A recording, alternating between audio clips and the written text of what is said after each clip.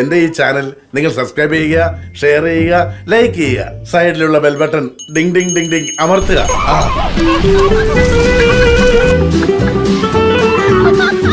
എന്താ എല്ലാരും കൂടി?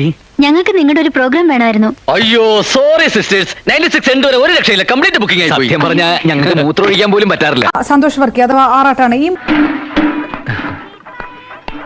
കണ്ടിട്ട് കുറെ നാളായല്ലോ.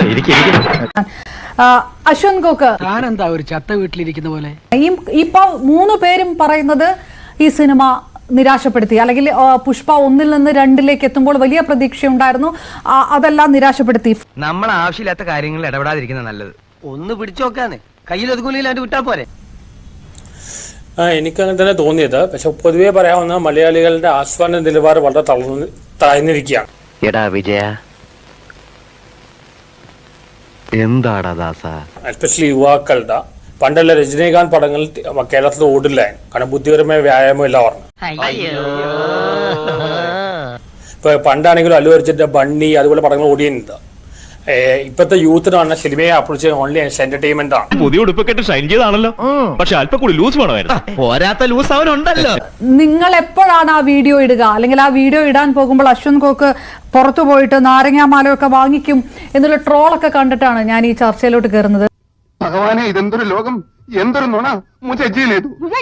ഈ വീഡിയോ ഇതുവരെ ഇട്ടിട്ടില്ല, പക്ഷെ പടം കാണുകയും ചെയ്തു. എന്തായാലും എന്താണ് പറയാൻ പോകുന്നതെന്ന് നിങ്ങളുടെ പ്രേക്ഷകരും കൂടെ നോക്കിയിരിക്കുന്നുണ്ടാവും.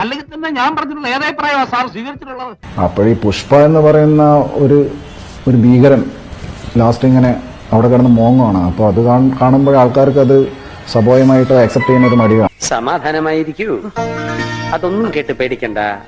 അല്ലു അർജുൻ ഇവിടെ വന്ന ഒരു മലയാളം പാട്ട് പോലും ഉൾപ്പെടുത്തി അത് കുറച്ചുകൂടെ മലയാളം പ്രേക്ഷകർക്ക് അപ്പീലിംഗ് ആവേണ്ടതായിരുന്നു. അതൊക്കെ മാർക്കറ്റിങ്ങിന്റെ ഭാഗമായിട്ട് ചെയ്യുന്നില്ല, അല്ലാതെ മലയാളത്തോടുള്ള സ്നേഹം കൊണ്ടൊന്നുമില്ല. നിനക്ക് എങ്ങനെ സാധിക്കുന്നു? എനിക്ക് ഒരൊത്തും പിടിയും കിട്ടുന്നില്ല. ശരിക്കും പറഞ്ഞാൽ സിനിമയുടെ ലക്ഷ്യം എന്റർടൈൻമെന്റ് മാത്രമല്ല, മെസ്സേജ് കൊടുക്കാനൂടെ ഉണ്ട്. അപ്പൊ വളരെയധികം ആസ്വാദന നിലവാരം ഇപ്പത്തെ യൂത്തിന്റെ താഴ്ന്നിരിക്കുക.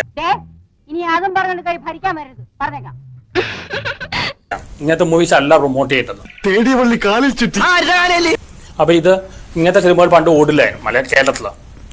ബുദ്ധിപരമായ വ്യായാമം ഇല്ലാത്ത, ലോജിക് ഇല്ലാത്ത മൂവീസാണ് ഇത്. ഇങ്ങനത്തെ മൂവീസ് അല്ല. My God, sentimental and psychological move. എന്തായാലും താൻ ഇത്രയൊക്കെ പറഞ്ഞ സ്ഥിതിക്ക് ഞാൻ അങ്ങനെ പറ്റില്ല എന്ന് പറയും. ഓടില്ല, പക്ഷേ ജനറലി പറഞ്ഞാണ്. അല്ലു അർജുന്റെ വേറെ പല പടങ്ങളും, അല്ലു അർജുന്റെ വേറെ ബണ്ണി പോലെ പടങ്ങളും, അല്ല ഞാൻ പറഞ്ഞത് ജനറൽ ആയിട്ട് പറഞ്ഞാണ്. അല്ലു അർജുന്റെ ബണ്ണി പോലെ പടങ്ങൾ ഓടിയല്ലോ.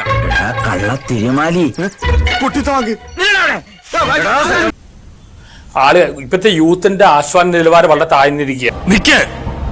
നാശത്തിലേക്കാ നിങ്ങൾ പോകുന്നത്. അത് ഞങ്ങൾ അങ്ങ് സഹിച്ചു. അല്ലു അർജുൻ വിരോധിയാണോ സന്തോഷ്? അല്ലു അർജുൻ വിരോധിയാണോ? നിങ്ങൾക്ക് അല്ലു അർജുൻ ഇഷ്ടമല്ലേ? ഞാൻ ആരും വിരോധിയല്ല, അല്ലു അർജുൻ എങ്ങനെയാണ് പുഷ്പ 1 എന്ന നാഷണൽ അവാർഡ് കിട്ടിയത് മനസ്സിലാവണില്ല. ശരിയാ, പറഞ്ഞിട്ട് എന്താ കാര്യം? ഈ നാട്ടിൽ കാശുണ്ടെങ്കിൽ എന്ത് നടക്കും? ഇങ്ങനത്തെ മൂവീസ് അല്ല കാണുന്നത്. ഇത് വളരെ എന്താണ് എസ്തെറ്റിക് വാല്യൂ വളരെ കുറവുള്ള മൂവീസാണ് ഇങ്ങനത്തെ മൂവീസാണ്. സന്തോഷ്, അപ്പൊ അങ്ങനെ അതിന്റെ എസ്തെറ്റിക് വാല്യൂ എത്രയുണ്ടെന്ന് അറിയാൻ വേണ്ടിയിട്ടാണോ ഇന്ന് തിയേറ്ററിൽ പോയെ?